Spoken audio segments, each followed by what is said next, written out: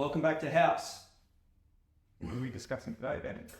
Big hat, no cattle. Excuse me, I realise you're a cowboy. I'm a cowboy. A friend of mine who lives in America, he always refers to big hat, no cattle, meaning people, it looks like they have everything and they've got nothing. We know a lot of people like that. Yeah, we do. Because most people live like that. So in today's episode, what's the takeaway from today's episode? Staying the course. By staying the course, you will be financially independent.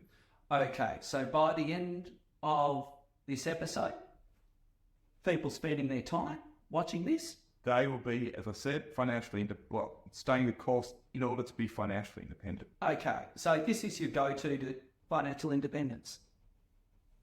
Yes. This is one of those episodes to keep you motivated to stay on course. It's so easy to be distracted by, my friend over here's bought himself a new BMW, my friend over here's bought himself the latest Samsung phone that just came out today. No, it's all about staying the course, because it's all about getting to be financially independent sooner rather than later. So I was on the computer the other day, I just saw the new Porsche that's come out early. I think I'm going to buy it. Okay, have you thought about it? It just looks good. It looks great, but how's that going to impact you? Because I think what will happen is people will look at me and think I'm making so much money, I must be super successful, and they'll want to use my services. What's your thoughts on that? Well, there's a bit of truth to it. Perception is reality to a point, but who knows what's really going on behind closed doors? And I've seen this on many, many occasions. You may see family, Smith over here, who lives in a beautiful house, but the latest cars and the latest gadgets, this and the other. Kids have everything. Kids have everything, the best schools. Yes, financially they're ruined. They've got debt through the roof. They're not in a good place mentally. Zero equity, basically. Not basically, absolutely. Yep.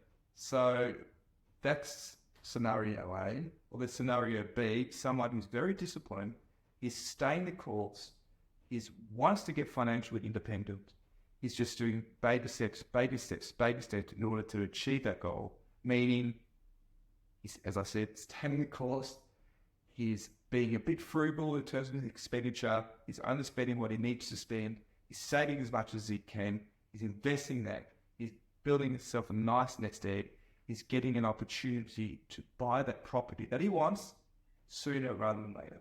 I get what you're saying, but that's boring.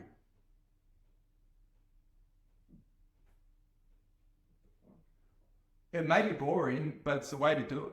It's the way to go. Do you want to, at the end of the day, know that you're closer to buying that property or got debt through the roof and mentally that is eating you up? But you know what? I can go and buy a sports car today and I'll worry about the house. Yeah, that's a quick fix. That's a quick excitement. That's almost like well, yes, you could do that, but how is that going to impact you into achieving your goal? Well, I understand what you're saying, and I see what happens in the property market. And we always go back to property because at House, this is your goal because you can do so much when you have equity in a property, as you already know, and as you will be finding out in future episodes.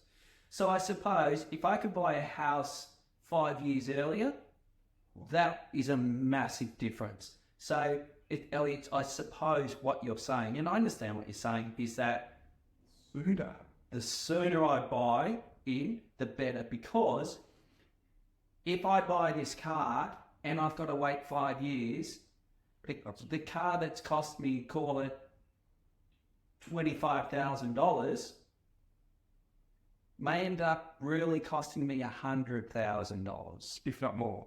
Absolutely, yes. The opportunity cost. It's all about opportunity cost. What can you do with this $25,000? I'd say Porsche would be $50,000, $70,000, but whatever that figure is, that could be utilised in terms of your ultimate goal, buying that house. So the savings, the investment of that. And I suppose you never really know what's around the corner with you in 5 years. You may think to yourself, you know what, I'll buy the sports car because in 5 years I'll be fine. But in 5 years' time, you may not have a job.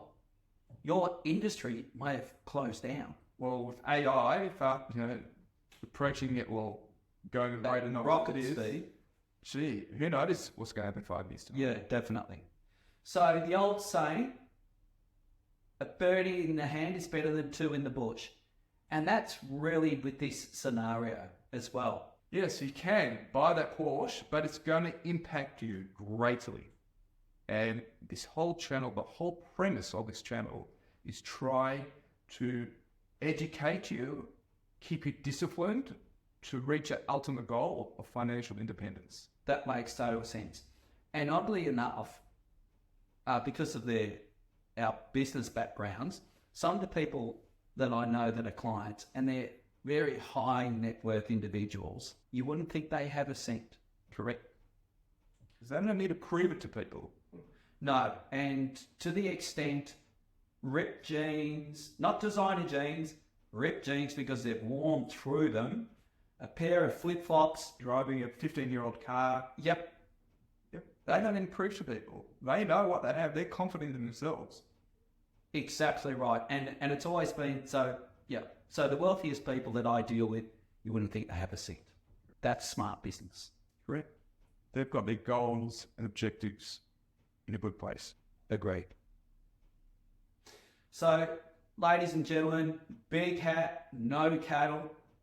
You don't want to fall under that category because a very large proportion of the population does. Steeply. We hope you've enjoyed this episode. If you've liked it, give us a like. And please subscribe. Take care. Thank you.